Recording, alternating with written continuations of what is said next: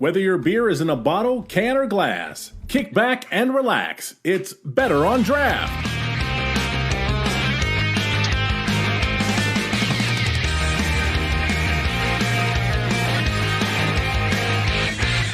Welcome, everybody, to the Michigan series of Better on Draft. My name is Ken. This is episode number 27. We welcome you. Let's go over and see all of our hosts, see how everyone is doing, starting with Wendy. Wendy, what are you drinking over there? Well, I am drinking a Wolf's Neck IPA, something, a little leftover tidbit from the Maine trip that I did earlier this year. Awesome. And next to you, we have Dan. Dan, what are you drinking? Oh, I wasn't even ready yet. All right. Double fisting today. Laid off the vodka soda. So I've got the 3-time gold winning, 1-time bronze winning clandestine Scottish ale from Saddle Mountain. Then I've got my own oatmeal stout that was finally ready to go. With the bronze winning comment, I thought you were going to say Allagash White, but that beer was a little too dark for that. Subbing in as a guest host for the next month or so, we got Tito. Tito, what are you drinking?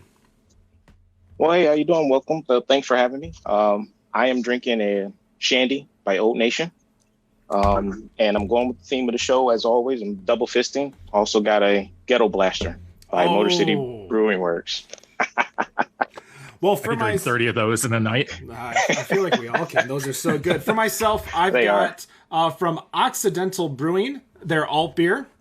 And I also am double fisting from Rasenstant. I've got their alt beer. Obviously you guys know I'm a big fan. That's basically the free bingo swear now for Better on Draft bingo. But we do have two guests. Introducing first Andrew. Andrew, who are you and what do you do for Ogma Brewing? Hey, Andrew Volk. I'm one of the co-owners. There's 3 of us, and I head up the brand development and marketing. All right, and we're hoping she's getting good service. She's out there kicking ass in cornhole right now, but decided to take a break to join us. Holly, what do you do over at Ogma? Hey, so I am one of the front of house employees. I am a server bartender for Ogma. I've been with them since December.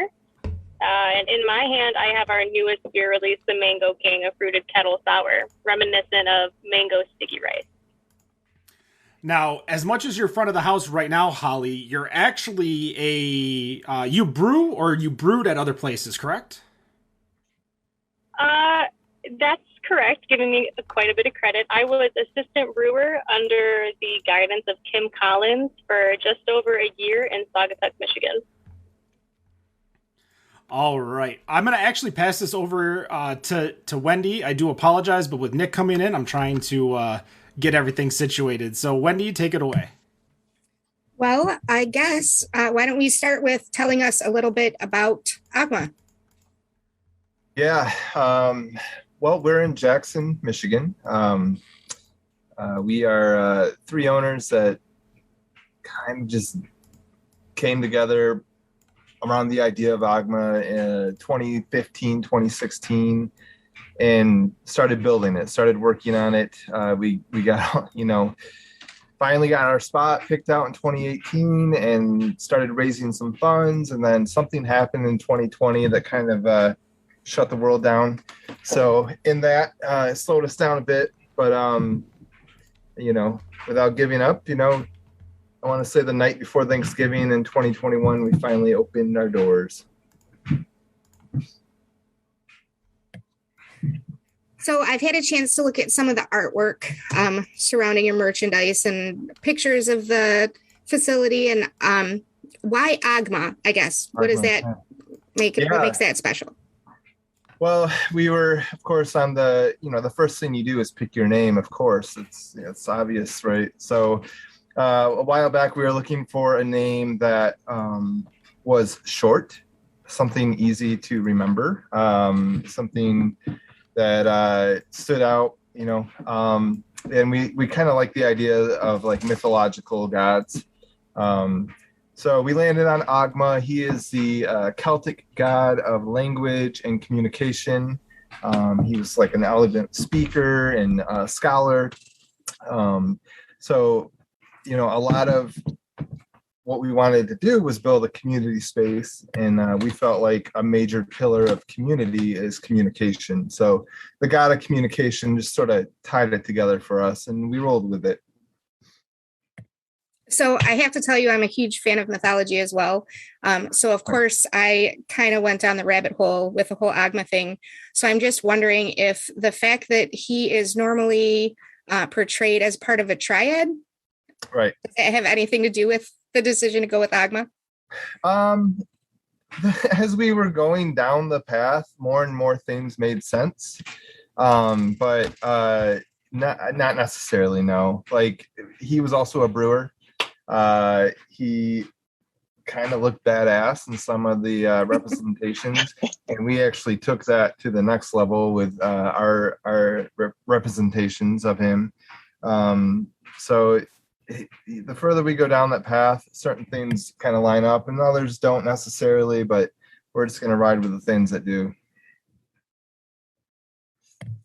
So tell us a little bit about the Kickstarter. How did you go about building the levels, and how long did it take for you to reach the 25K?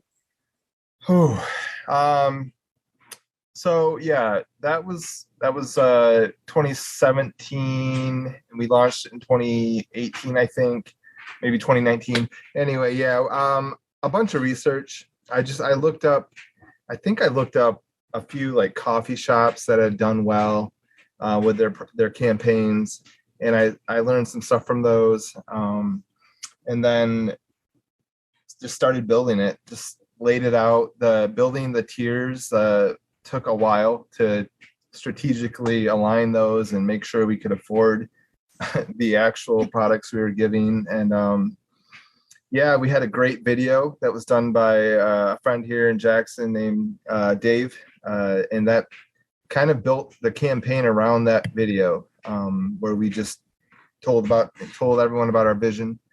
But yeah, it went well. We launched, I think within 3 days, we hit our initial goal, I think, of 25K, which right away you have to start like planning, okay, how are we going to stretch this?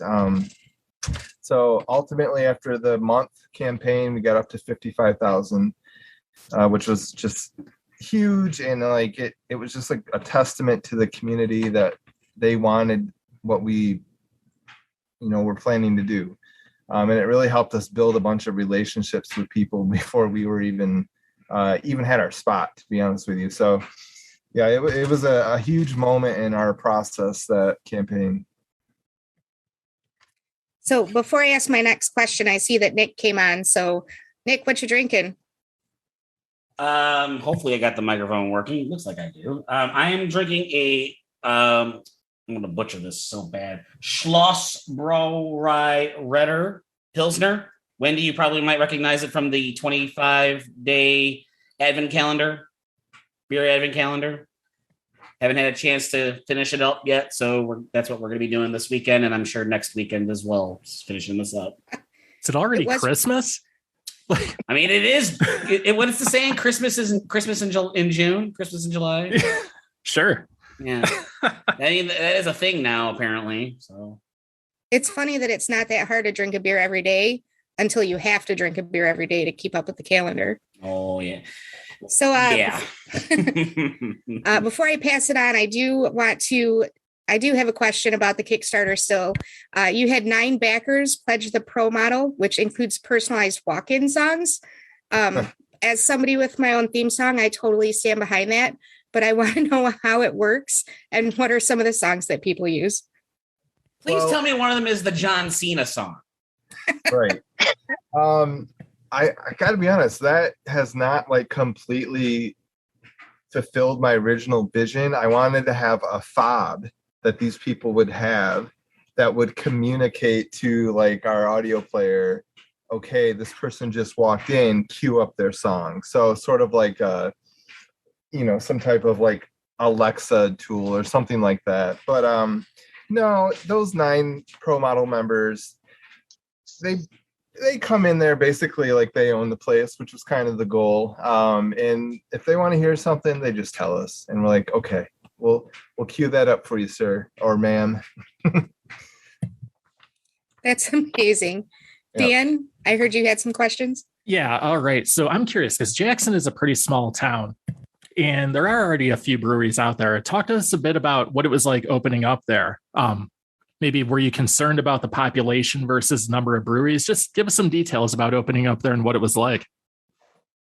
Well, honestly, there's Grand River, there's Ironbark, and then on the outskirts we have 127 Brewing. And in my opinion, for a town the size of Jackson, there's room for more.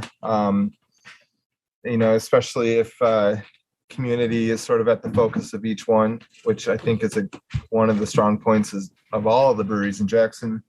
So I wasn't fearful of oversaturation by any means. We're downtown, and there is only one brewery downtown, which is Grand River, in addition to us.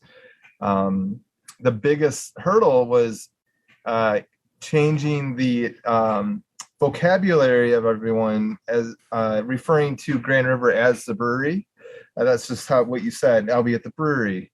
So I've been working very hard since 2017 to kind of make that reference to Grand River sort of obsolete. It no longer makes sense because there's more than one downtown. But no, we're so different. They have a large scale menu. They're a bigger place.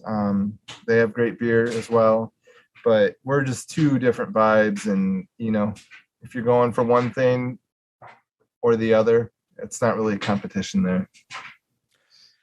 Now, talk to us a little bit about what got you started in brewing. I know a lot of people, like, for example, I'm drinking my own, oatmeal stout that I have here. Did you get started by home brewing, or talk to us a bit about that?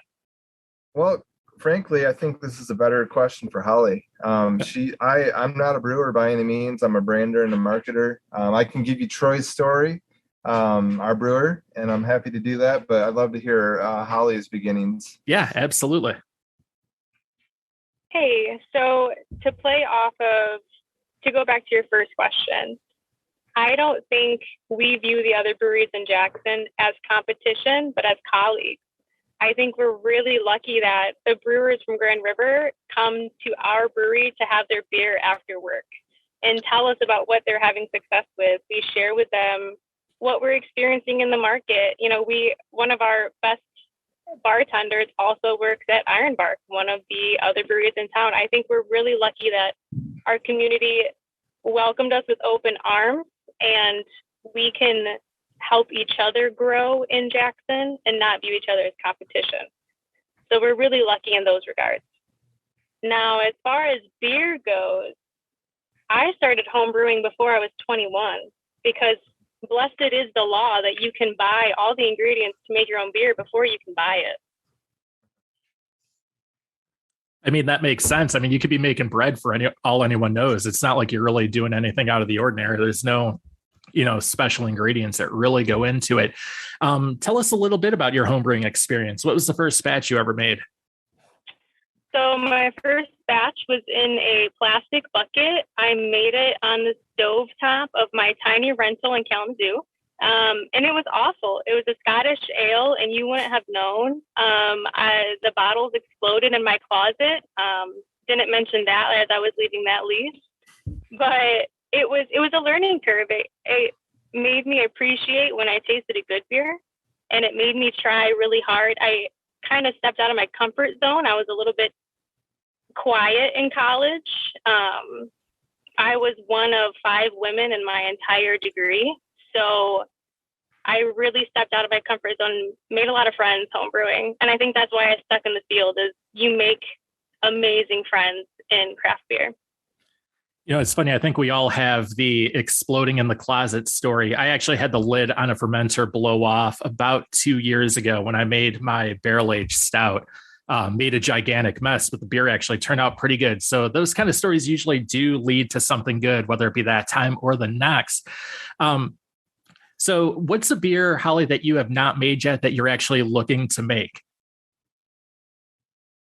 That's a really good question. So I actually was just talking to one of the brewers from Grand River about that today. So took one of the beers that Kim Collins brewed, a very nice honey vanilla cream ale. and I aged it on lactation tea. I'm not sure if any of you know what that is, but it helps women who are breastfeeding be able to produce more milk. So if I could make a beer, it would be a beer that has lactation tea in it. I think a lot of women who love craft beer, unfortunately, have to take a year away from us to have their pregnancy and be able to breastfeed. And if I can make a beer completely and totally for breastfeeding moms, that would be my goal.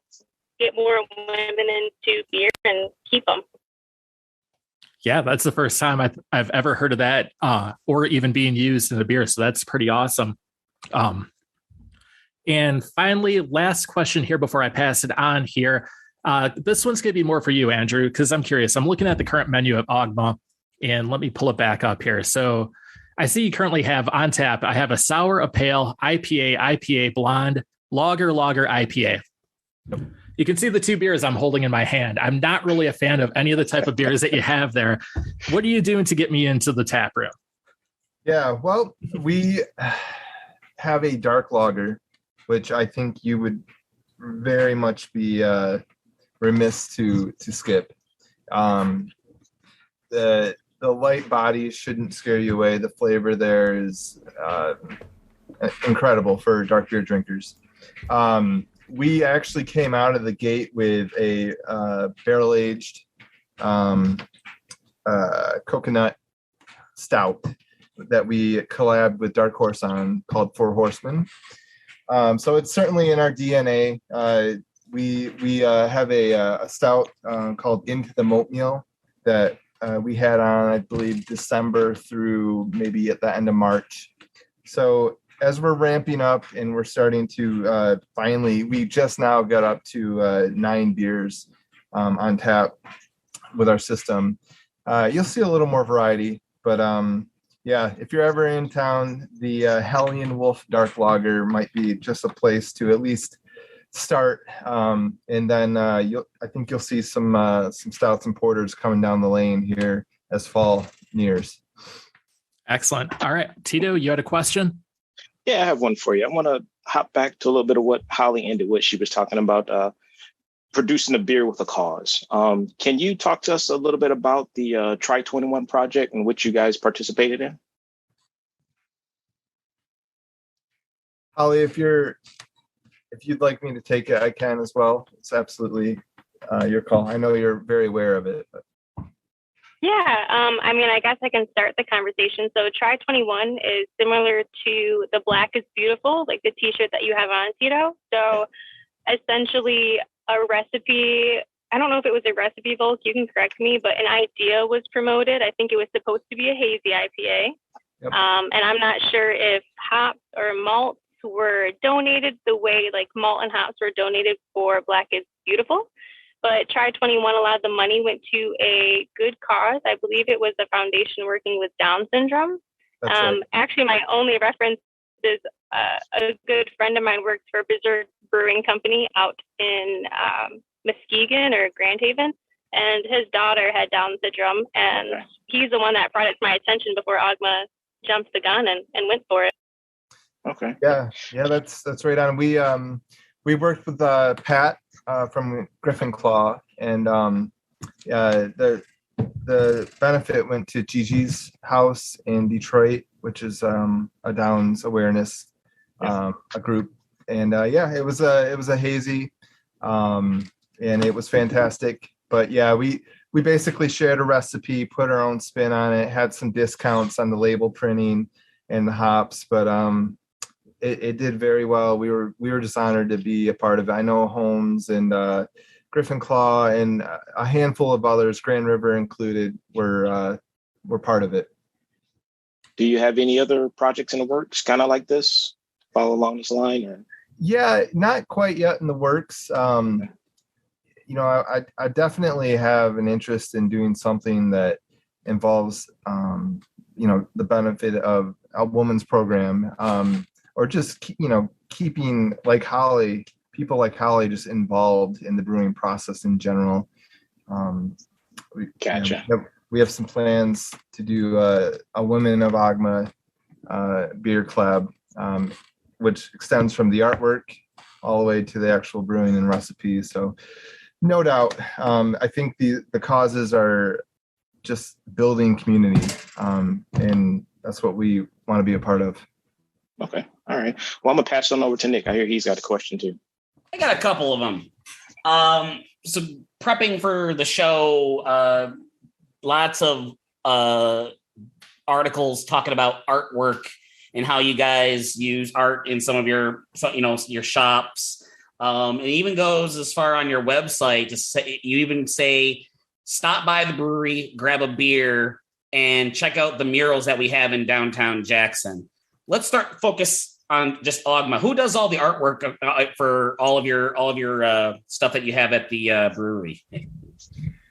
We are so blessed and hooked up with a lot of talent with art. I mean, we have artists that work with Santa Cruz skateboarding. We have 2 incredible artists in Jackson that handle a lot of the in-house artwork. So yeah, like earlier we kind of referenced the Pro Model members. Part of that package was you get your own skate deck behind the bar, and that skate deck also holds your mug. So it's permanent artwork behind the bar that each of these members hold stake to. And yeah, we just had 2 artists from Jackson, Audra Lockwood and Josh Abraham, customize each board according to the Pro Model members' desire, really. So local artists, one of our main artists is Matt Steicher. He's out in Oregon. He does a lot of like the gnarly, scary looking Ogma representations. Look him up on Instagram. Matt Steicher is his name. He is incredible. He actually recently did a bunch of artwork for Dungeons and Dragons, the playing cards. So he's super sick. Our logos, we work with an artist in Brooklyn, New York. His name is Dylan. He does a lot of skateboard artwork as well. And we've got some more stuff coming with him down the road. So yeah, a lot of branding relies on great artwork at Ogma for sure. If for those that are listening, Andrew talked about the skateboard work. If you go to Ogma's Facebook page, you will actually see pictures of skateboard decks with some of the artwork as he's talked about. They look really cool. I highly suggest that you guys take a look at it.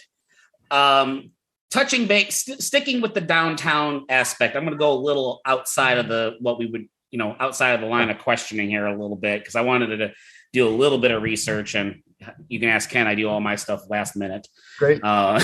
So there was a recent article in MLive about the social district in downtown Jackson. Ogma is one of several of those businesses that signed up to be part of this social district that would be a part of, you can grab a beer, you can walk around, hopefully see some of those murals. It sounds like it's slowed down a little bit. Where, in your guys' opinion, where do you guys see this? Do you see this starting anytime soon? Has there been any talk about social districts starting in Jackson? It's been proposed. It sounds like it had some traction, but it sounds like it's hit a stopgap somewhere in between. And what are your guys' thoughts about? Obviously, you guys signed up for it, so you guys must think that there's some value about having a social district inside the city of Jackson. Well, lucky you guys. Breaking news. It unfortunately is not happening. We just found out today. No. Wow. Yeah, the city, I have no details other than there was a vote and they are going back on their plan. It's a super bummer. We were obviously huge supporters of it. We've applied to be a part of it, the application fee the last 2 years, just sort of hoping it would happen, because it sounded like it was going to. But yeah, that's fresh news. It's no social district in Jackson from what I've heard. So that's too bad. It is, but we're kind of quick on our feet. We I don't know if it was out of just running kind of out of patience or just needing to make a move, but we're making a progress toward an outdoor beer garden at a lot next door to the brewery. So still some things need to fall in place for that, but we're hoping that that does actually happen for us. So yeah, but I do want to touch quickly on the murals. Absolutely, Jackson is so lucky to have. It's called the Bright Walls Mural Festival. I think they've done it now 4 years, and it's happening once again in September 8th through 11th. And it's incredible. Like if you have any reason to come to Jackson, that's your reason. In addition to Ogma and all the great breweries here, the Mural Festival, we have over 40 just world-class murals in downtown Jackson. So you could spend a whole afternoon real quick between the breweries and the murals alone. You heard them here, folks. Get a beer and go check the murals out in downtown Jackson. There you go. I believe, Ken, I'm going to turn it over to you. All right, let's get down to the nitty gritty. You guys tried your asses off this year for March Draftness 2022. Your first year hadn't even been open for a year. But you came in, you competed. You guys were in the final four, I believe. You got knocked out by Austin Brothers. Nope. No. Was it Copper Hop? The winners. So yeah. The competitor in me would call that third place then, because if you lose to the winner in the semifinals, then you're third place. I don't know. I did the math, and I think we would have made it to second place. Just throwing that out there. But no, that was super fun. Actually, Holly was one of the people I could talk to the most about it at Ogma, because she was just into it. And I know she had kind of a little interest in her former brewery as well, and how they were doing, which was what was it? What was the name of that place, Holly? The last brewery I worked for was Guardian Brewing Company. That's right. Yep. Yeah. So we were thinking we were going to have to lock up with Guardian there for a minute, but they just didn't make it to the next round or whatever. But yeah, that was a lot of fun. Our fans. Go ahead. Can you just believe that we weren't even open for 6 months, and we came in second or third place in this bracket for all of Michigan? Yeah, it's. I mean, that's just a testament, truly, of like our insane support base. I mean, it's really incredible. The community is so important. I mean, obviously you guys make great beer. I had the chance to check you guys out a couple months ago after a bowling tournament. But over at Copper Hop, when we went to the results, like there were so many people, and it was their standard beer drinkers, friends and family of Ryan, like the people who wanted Ryan to succeed so well as a brewer, and he's done so good over there. Yep. I don't like the fact that I kept asking for short pours of beers to try, and they kept bringing me pints, and I'm like, I've got to drive. I don't want this beer to go to waste, but I got to drive. But that Kolsch over there, too, oh my God, was so good. But back to you guys, because now they're retired. We're retiring all the winners of the 64-team bracket, so they joined Baffin as retired. We're hoping that at the end of 8, so 6 more competitions, the end of 8, we're going to have like a finals and then fully end March Draftness, never do it again. So we're hoping Better on Draft stays around for 13 years. With that in mind, champions bracket. Holly, how are you going to top it next year? What's the plan? What's the idea? What's going to get you to the finals? What a good question. You know what? If we can come in that far when we're so young, just imagine what we're going to be able to accomplish. I mean, I'm really looking forward to what we touched base on earlier. Bright Walls, I'm really hoping brings in some people from out of town. When we were looking at who was voting for us, it was the people who show up to Ogma every day, every week. We're starting to meet our regulars' wives and husbands, their cousins, their friends from out of town. And I'm just looking forward to meeting more people, making more friends, and sharing our beer farther. Yeah. Yeah, I got to say, I was exhausted by noon on Saturday. There was just so much coordinating to make sure the post dropped exactly when they needed to, that all links worked. I honestly was upset with you guys by the end of this thing. I was tired as hell from It's too long. From pushing these posts out, but everyone's support just kept it going, and it was very fun. It was I don't know. I think I'll just do the same thing as last year and see what happens. I think next year the first from 64 to 16 we're gonna cut it down to 3 days, because basically all the voting happens on day 1 and day 6. Or day 7, those are the only 2 days where the massive amount of voting and shares happen. So I think we're going to make a lot of different changes next year. We're going to update the map a little bit to have the newer brewers maybe compete against each other. So not everyone, especially the really really small brewers, get matched up against Right Brain or Dark Horse or Bee Nectar. These folks who've been here for 20 plus years. We saw how Right Brain did, so hold on. That's very, very true. So it's not a be all end all, but I think we can definitely help out a little bit more to keep it going. But we're getting into our final question territory, where we'll all ask you guys one final question before we let you guys tell us where you're located and say goodnight.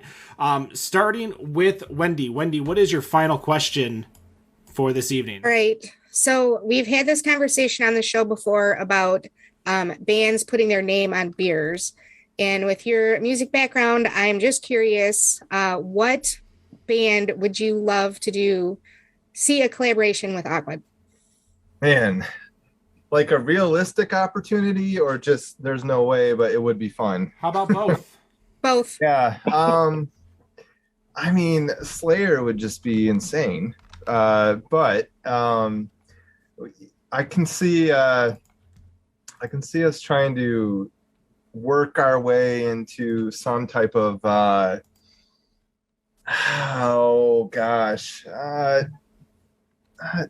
on fire Mastodon sort of range down the road.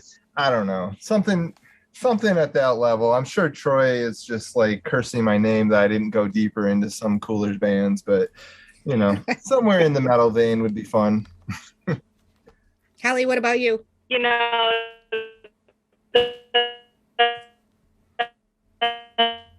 lost her. Oh no. Uh-oh. Holly really likes the Hanson brothers, and just always bring in Hanson. Well, just like Hanson, her internet service in Mbop, it's gone. Oh. Guys in our kitchen, last area. She's still going. Oh, do you hear me? Barely. We lost you for 25 seconds there. Oh no, I was gonna say less than our kitchen is a pretty good metalhead. I hope we can support our kitchen fans. Absolutely. Throne is their name. They're incredible. They will be playing at Ogma sometime soon. Dan, what's your final question? Before I get into mine, I'm sure Kerry King being retired, you could probably get him in there to make some beer at some point. I don't think Slayer is that out of the possibility these days, but it doesn't hurt to try. So this question is for either one of you, actually for both of you. So go the opposite of what we did earlier.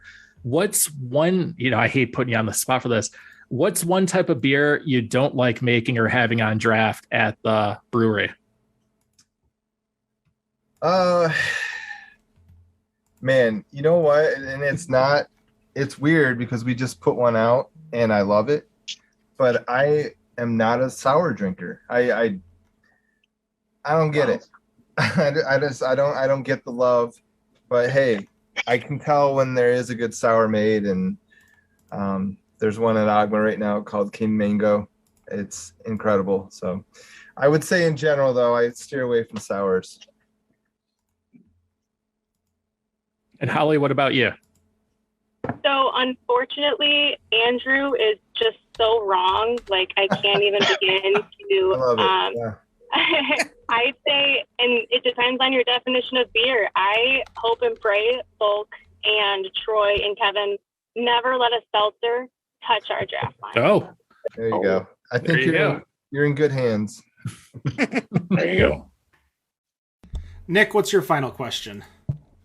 4th of July is right around the corner. We got some of us may have a long weekend, some of us may not, but time to break up the barbecue and crack open some beers. Which beer are you guys drinking that is not Ogma Brew that you will be drinking during the holiday weekend? Go ahead, Allie. Absolutely. So one of the brewers I support in the state of Michigan is actually Hannah over at Waypost in Fenville. Her and her partner Chuck make incredibly clean, crisp beers. So I'll be picking up some Waypost for the holiday weekend. Probably their lager, maybe one of their blackberry sours. Nice. Andrew? I love Wheezin' the Juice. I will drink so many of those, and it will not even come to mind that maybe I should try something else.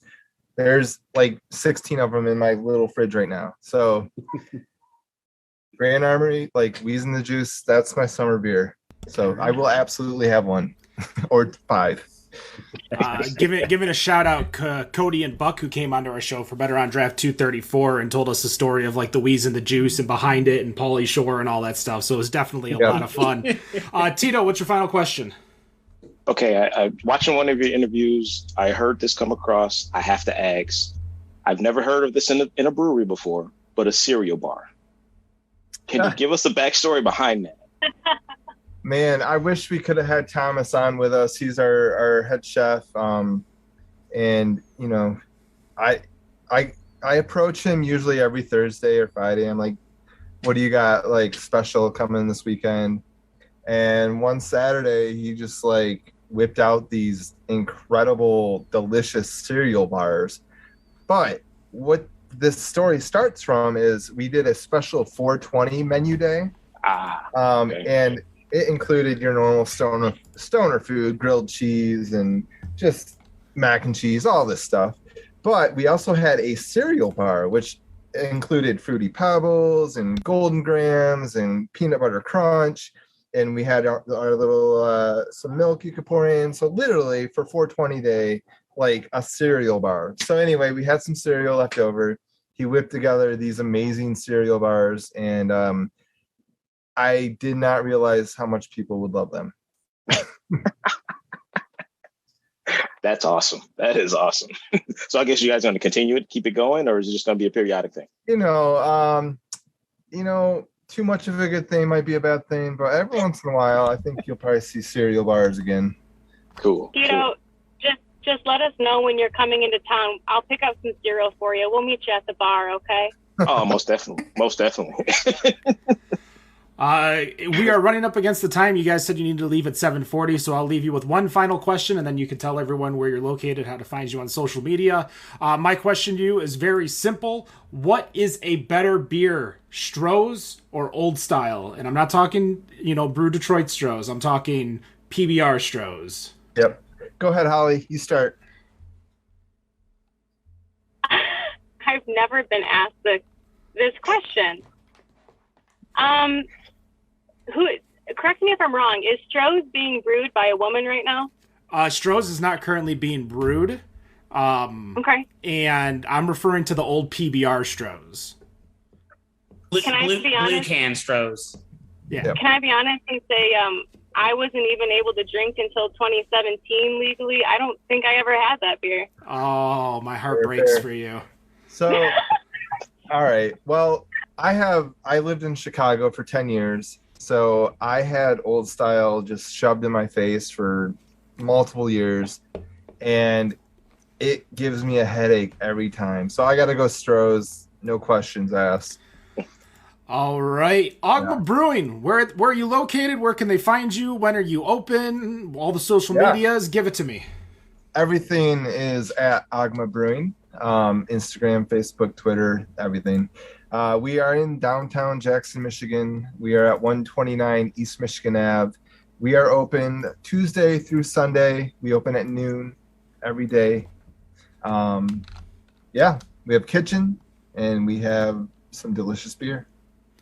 That pita bread is out of this fucking world, by the way. Yes, the hummus with pita. I mean, I would like to get into some type of competition. Like, I truly feel like it's up there. Is that your guys' pita bread, or do you source it and I need to talk to you offline? Well, I need more of that in my life. We do bring in the pita bread, but they touch it up. They give it the garlic love. They give it the secret sauce, some butter, and all that. And then the hummus is scratch. We're in the conversation for top 10 hummus in Michigan. I'll say that. I would wholeheartely agree. That's going to do it. That is the Michigan series here, folks. That's episode 27. We will be off next week, but we will be back on July 9th with Unexpected Brewing Company. That's right. You're going to get to hear the story of what happened to River Rouge Brewing and how it became unexpected. That's going to do it for Andrew and Holly. Thank you so much for joining us. Go out to Jackson. Go drink their beer. It is amazing. And eat that fucking pita and hummus. No matter what you think of your beer, we think it's... Better on draft. Oh, nice. Better on draft. Have a good night. Bye. Thanks, guys. Peace.